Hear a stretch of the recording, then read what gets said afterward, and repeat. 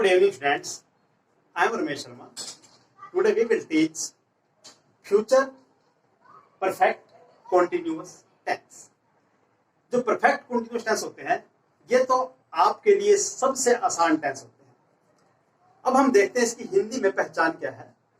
हिंदी में इसकी पहचान है से रहा होगा, से रही होंगी, से रही होंगी, से रहा होगा, से रहे होंगे, से रही होंगी। जैसे वह 2 घंटे से अपनी किताब पढ़ रही होगी, वह 3 दिन से खाना नहीं खा रहा होगा।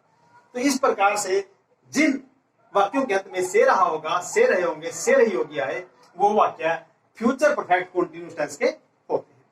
अब हम देखते हैं इन वाक्यों में हेल्पिंग वर्ब क्या यूज होती है। इन वाक्यों में जो हेल्पिंग वर्ब है वो विल हैव बीन और शैल हैव बीन का प्रयोग होता है। विल हैव बीन और शैल हैव बीन तथा विल हैव बीन और शैल हैव बीन के साथ हम लगाते हैं V1 प्लस ING और उसके बाद आ जाएगा हमारा सब्जेक्ट और फिर आ जाएगा सिंस या फॉर और उसके बाद time.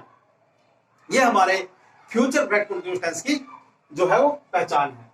Will have been, shall have been plus V1 plus ING plus object, उसके बाद सिंस या फॉर, उसके बाद टाइम आ जाएगा। अब ये टेंस यूज कहां पर होता है? To express an action which will begin before a certain time in future।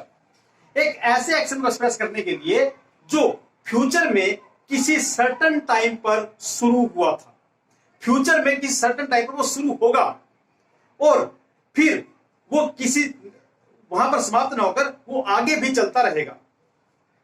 To express an action which will begin before a certain time in future। Certain में, फ्यूचर में किसी सर्टन टाइम से पहले वो जो काम है वो शुरू होगा। Will be continuing at a certain point of time, वो एक सर्टेन पॉइंट ऑफ टाइम पे कंटिन्यू रहेगा and will continue after that, और उसके बाद भी वो शुरू रहेगा, उसके बाद भी वो कार्य जारी रहेगा। अब हम एक सेंटेंस के थ्रू इसको समझते हैं और देखते हैं किस प्रकार से ये काम करता है। When you reach the ground, the match will have been going on for an hour।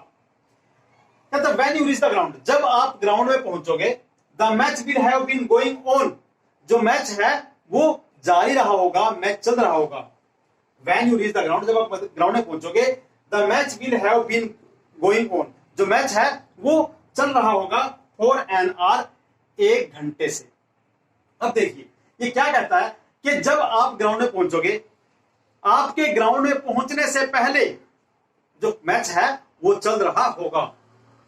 Express an action which will begin before a certain time in future. अब फ्यूचर में सर्टेन टाइम क्या था? जब आप ग्राउंड में पहुंचे और उससे पहले जो हमारा एक्शन था वो शुरू हो चुका था। अब आप जब ग्राउंड में पहुंचे, इट मीन उससे 1 घंटा पहले जो मैच वो शुरू हो चुका होगा और जब आप पहुंचे उस समय मैच शुरू था। जब आप पहुंचोगे उस समय वहां पर शुरू होगा, जब आप पहुंचे उस समय जो है वो जारी रहा होगा। लेकिन ऐसा तो नहीं है कि आप वहां पहुंच रहे आपके जाते मैच बंद, नहीं, उसके बाद भी जो मैच है वो चलता रहेगा। यही पहचान है फ्यूचर परफेक्ट कंटीन्यूअस टेंस की, यानी कि कोई एक्शन वो फ्यूचर में पहले से जारी रहा था, उसके बाद भी वो जारी रहेगा और जब आप पहुंचोगे समय कार्य जारी रहा होगा। यही पहचान हमारी फ्यूचर परफेक्ट कंटीन्यूअस टेंस की। नेक्स्ट सेंटेंस देखते हैं। I shall have been teaching in this school for 2 years in December 2020। कहता है मैं स्कूल में पढ़ा रहा हूंगा 2 साल से। कब? दिसंबर 2020 में। यानी कि जब आप ये बात कह रहे हैं उस समय आप उस स्कूल में पढ़ा रहे थे, पहले से ही उस स्कूल में पढ़ा रहे थे। जब व्यक्ति ने आपसे बात की उस समय भी आपका पढ़ाने का काम जारी था और 2020 दिसंबर तक वो काम जब जारी रहा होगा, यानी उसके बाद बंद हो जाएगा, वो काम जब जारी रहा होगा तो उस समय भी आपका काम जो है वो उसको 2 साल हो चुके होंगे। यहां पर स्पेसिफाइड टाइम बता रहा है कि उस समय तक वो काम जारी रहा होगा, तो कुल कितना समय हो चुका होगा। जो कार्य है वो कब से जारी रहा है? I shall be teaching school for 2 years, 2 साल से कार्य जारी रहा है। यहाँ पर कितने साल से है? 2 साल से रहा होगा, यानी कि 2 साल से जारी रहा होगा। नेक्स्ट देखिए, by next month I shall have been working here for 10 years। By next month, यहां पर ये कहता है अगले महीने तक, अगले महीने तक I shall have been working here for 10 years, मैं यहां पर 10 वर्षों से काम कर रहा हूंगा। यानी कि अभी उस व्यक्ति को 10 साल हुए नहीं है वो कह रहा है कि मैं पिछले काफी समय से यहाँ पर काम कर रहा हूं और आने वाले समय पे यहाँ पर काम करूंगा मैं, और जब तक मैं काम करूंगा अगले महीने तक मैं काम करूंगा यहाँ पर, उस समय मुझे 10 साल हो चुके होंगे, लेकिन उसके बाद भी काम जारी रहेगा। यहां पर काम का कोई एंड पॉइंट नहीं है, कोई डेडलाइन नहीं है, काम जो है वो फ्यूचर में जारी रहेगा। इस टेंस को हम एक बार फिर करके आप देखते हैं। पहचान से रहा होगा, से रहे होंगे, से रही होगी। Helping will have been, shall have been plus V1 plus ING।